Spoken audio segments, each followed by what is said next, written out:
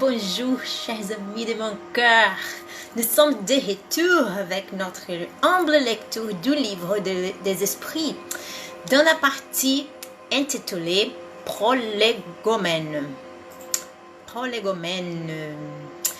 Des phénomènes qui sortent des lois de la science vulgaire se manifestent de toutes parts et révèlent dans leur cause l'action d'une volonté libre et intelligente.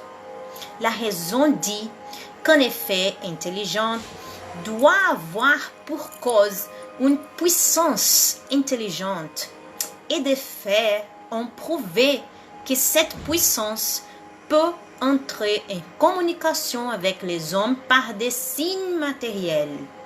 Cette puissance, interrogée sur sa nature, a déclaré appartenir au monde des êtres spirituels qui ont dépouillé l'enveloppe corporelle de l'homme. C'est ainsi que fut révélée la doctrine des esprits. Les communications entre le monde spirit et le monde corporel sont dans la nature des choses et ne constituent aucun fait surnaturel.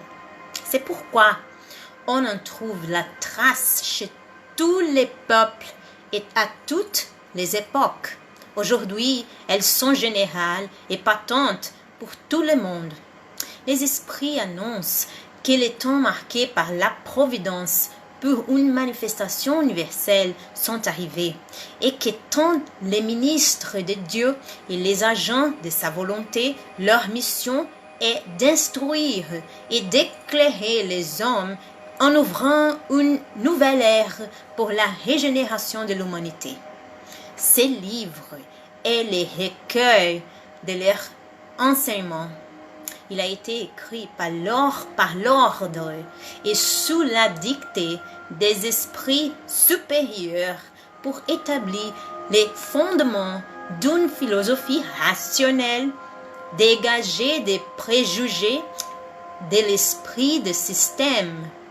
Il ne renferme rien qui ne soit l'expression de leurs pensées et qui ne subit leur contrôle. L'ordre et la distribution méthodique des matières, ainsi que les remarques et la forme de quelques parties de la rédaction sont seuls l'œuvre de celui qui a reçu mission de les publier.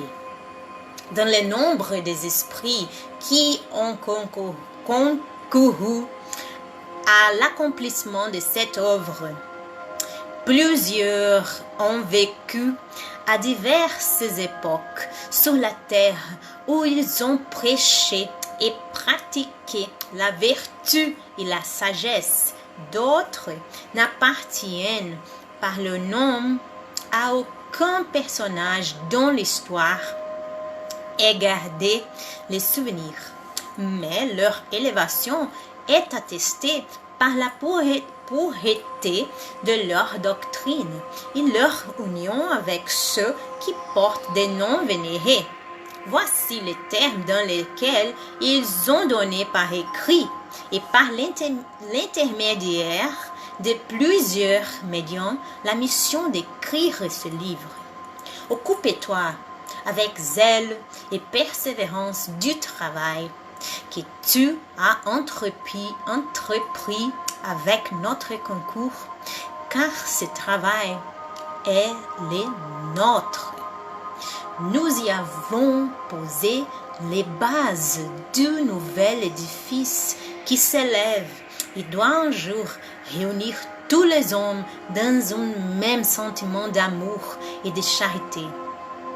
Mais avant de les répondre, nous les reverrons ensemble afin d'en contrôler tous les détails.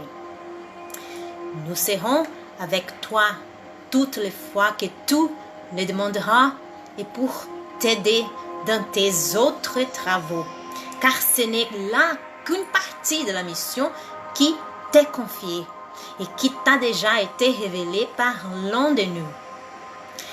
Dans le nombre des enseignements qui te sont donnés, il en est que tu dois garder pour toi seul jusqu'à nouvel ordre. Nous t'indiquerons quand le moment de le publier sera venu. En attendant, médite-le afin d'être prêt quand nous te le dirons. Tu mettras en tête du livre les cèpes des vignes que nous t'avons dessinées, parce qu'il est l'emblème du travail du Créateur. Tous les principes matériels qui peuvent le mieux représenter le corps et l'esprit s'y trouvent réunis. Le corps, c'est le cèpe. L'esprit, c'est la liqueur. L'homme ou l'esprit uni à la matière, c'est les grains. L'homme quintessence, l'esprit par le travail. Et tout sait que ce n'est que par le travail du corps que l'esprit acquiert des connaissances. Ne te laisse pas décourager par la critique. Tu trouveras des contradicteurs acharnés, surtout parmi les gens intéressés ou abus. Tu en trouveras même parmi les esprits, car ceux qui ne sont pas complètement dématérialisés cherchent souvent à s'aimer les doutes par malice ou par ignorance. Mais va toujours, crois en Dieu et marche avec confiance. Nous serons là pour te soutenir. Nous serons là pour te soutenir. Et le temps est proche où la vérité éclatera de toutes parts. La vanité de certains hommes qui croient tout savoir et veulent tout expliquer à leur manière fera naître des opinions dissidentes. Mais tous ceux qui auront vu les grands principes de Jésus se confronteront dans les mêmes sentiments de l'amour, du bien et s'uniront par un lien fraternel qui embrassera le monde entier. Ils laisseront de côté les misérables disputes des mots pour ne s'occuper que des choses essentielles. Et la doctrine sera toujours la même. Quant au fond, pour tous ceux qui recevront les communications des esprits supérieurs. C'est avec la persévérance que tu parviendras à recueillir les fruits de tes travaux. Les plaisirs que tu éprouveras en voyant la doctrine se propager, et bien comprise, te sera une récompense dont tu connaîtras toute la valeur, peut-être plus dans l'avenir que dans le présent. Ne t'inquiète donc pas des ronces et des pierres que des incrédules ou des méchants semeront sur ta route. Conserve la confiance. Avec la confiance, tu parviendras au bout et tu mériteras d'être toujours aidé. Souviens-toi que les bons esprits n'assistent que ceux qui servent Dieu avec l'humilité et désintéressement, et qu'il répudie quiconque cherche dans la voie du ciel un marchepied pour les choses de la terre. Il se retire de l'orgueilleux et de l'ambitieux. L'orgueil et l'ambition seront toujours une barrière entre l'homme et Dieu. C'est un voile jeté sous le céleste clarté.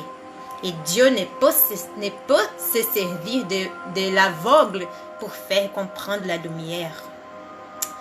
Saint Jean l'évangéliste, Saint Augustin, Saint Vincent de Paul, Saint Louis, l'esprit de vérité, Socrate, Platon, Fénelon, Franklin, Swedenborg, etc., etc., etc. Nota. Les principes contenus dans ce livre résultent soit des réponses faites par les esprits aux questions directes qui leur ont été proposées à diverses époques et par l'entremise d'un grand nombre de médiums, soit des instructions données par eux spontanément à nous ou à d'autres personnes sur les matières qu'ils renferment. Le tout a été coordonné de manière à présenter un ensemble régulier et méthodique et n'a été livré à la publicité qu'après avoir été soigneusement revu à plusieurs reprises et corrigé par les esprits eux-mêmes. Cette seconde édition a pareillement été de leur part l'objet d'un nouvel et minutieux examen. Ce qui est entre guillemets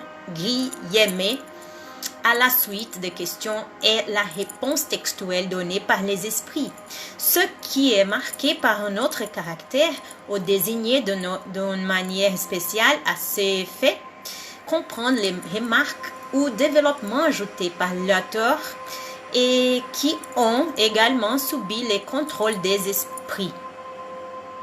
Bien, nous avons terminé notre lecture d'aujourd'hui. J'espère que cela vous a plu. Que Dieu vous bénisse tous. Bisous.